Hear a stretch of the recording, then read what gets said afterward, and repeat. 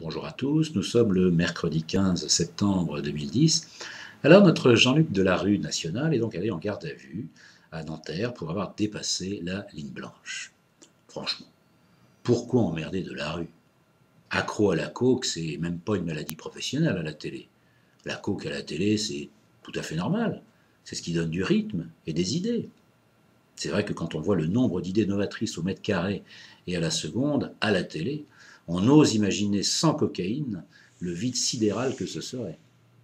Déjà que les idées sont inversement proportionnelles au nombre de chaînes, mais bon, on n'est pas là pour promouvoir la nostalgie de l'ERTF.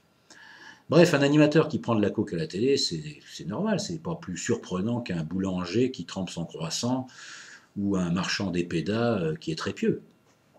Enfin, Delarue va mieux puisque lors de son interpellation, il n'a mordu aucun policier. Mais alors, si on arrête Delarue, il faut continuer. Ça va être l'hécatombe.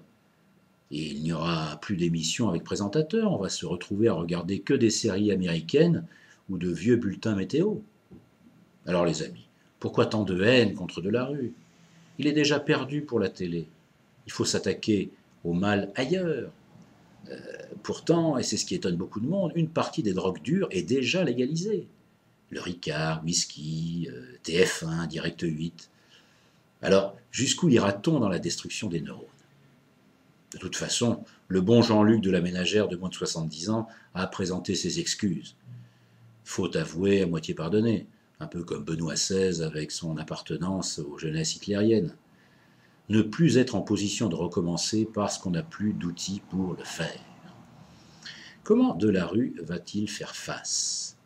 Son manque sera-t-il plus fort que celui qui risque de grandir si son absence du petit écran se décide? Mais l'autre question posée par son arrestation, c'est que font réellement les flics? Si les flics s'occupent de la jet-set, qui va régler le vrai problème de la société, à savoir la meute des lycéens avec les 2,5 grammes de cannabis dans les poches? Car si les lycéens continuent de fumer des joints, ils vont donner envie à leurs enseignants. Et ensuite, des enseignants déstressés, mais c'est la porte à l'enseignement festif, ludique. Quelle horreur! Apprendre dans le plaisir, mais que fait la police?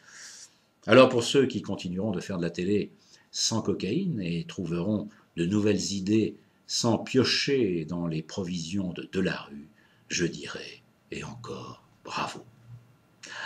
Alors je réitère l'invitation pour ceux qui vivent dans le sud-ouest, demain jeudi 16 septembre à la Tannerie, à Agen, ensuite le relais à Lognac, près de Villeneuve-sur-Lot vendredi soir, et ensuite Port-Sainte-Marie, Clermont-Dessous plus spécialement, samedi soir, Rocher Père et Fils avec Nounet, venez, nous serons très contents de vous retrouver là-bas, et après on retrouvera Paris la semaine prochaine.